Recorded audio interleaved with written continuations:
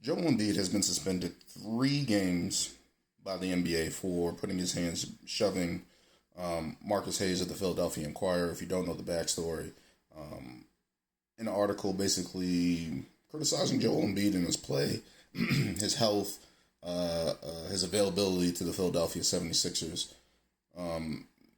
In all of that, mentioned Joel Embiid's late brother who died in a car crash. I believe it was his rookie season in the league. And mentioned Joel Embiid's son Arthur, who he named after his brother, his late brother. And in an article basically using Joel Embiid's words against him, saying that he wants to honor his family and be great and leave the legacy behind for in honor of his brother and for his son. In turn, Marcus Hayes wrote, in order to be great, in order to honor that, you have to be available to play games and be better in shape, etc., etc. And while the criticism is fair and has been a part of Joel Embiid's career since he's been in Philadelphia, the issue I take is why mention his late brother who passed away and his son. That was unnecessary. You didn't need to do that. Number one, don't talk about another man's family in any capacity. Joel Embiid even said this in a press conference before the whole incident happened. You can talk shit about me, but don't talk shit about my family. Do not do that. There's lines that you do not cross. Are the criticisms fair? Me, half yes, half no. Because Joel Embiid has missed, I believe, half the games in his career, but legitimately since he's entered the NBA has been injured. I believe he broke his foot his first year in the league. Had issues with that again. His knees.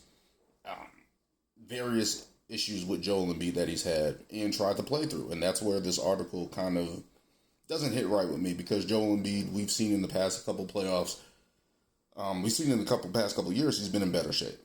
Of course, people are going to disagree with that or whatever the case may be just because of the past history when he's been out of shape and not looking right. But overall, Joel Embiid for Philadelphia 76ers has played through injuries. Probably when he shouldn't have. He's gotten a broken face.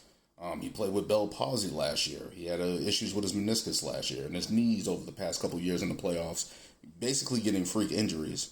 But when he shows up, he's ready. When he's 100%, he's ready. When he's not 100%, no one's going to look good. When you're not 100% and you're playing through injury, you're not going to look good. Nobody's going to look good. So that's what the criticism for me is, just like, yo, why even bring up that man's family? Why bring up that man's family? As a slight at him, as a dig, as a way to get at him, as a way to kind of slander him or guilt trip him into playing since he hasn't played this season. And now he's not going to play an extra 3 games for whenever he's back, whatever the case may be. Bringing up another man's family, let alone a person who has passed away in his family, is a low blow, is shitty. As much as it's fun on the internet to criticize players and stuff like that, there are certain things that you do not do. You don't talk about a man's family. You do not do that. You do not talk about a personal problem that they're actually going through. You do not do that. So to bring up any of those two things, let alone a person that's his brother that passed away, I can only imagine if something happened to my brothers. And then to mention his son, who he named after his late brother, as a way to guilt trip Joel Embiid or to slander him or to make him look bad. I'm not mad at Joel Embiid. I get it. And people in the media and people are saying, you cannot put your hands on somebody. Don't talk about my family. Period. Don't do that. So on Joel Embiid's side, I agree with that. I wish he punched him. He probably would have been suspended for the year, which would not help his case and not help the Philadelphia 76ers. But I wish Joel Embiid would have punched him.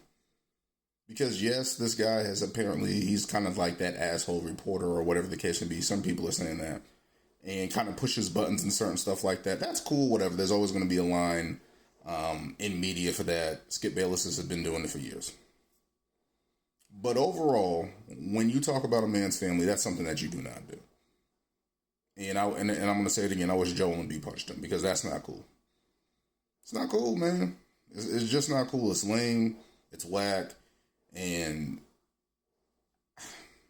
it's just unnecessary. Now, it sucks that Joel has to go through that. Philly has to go through that.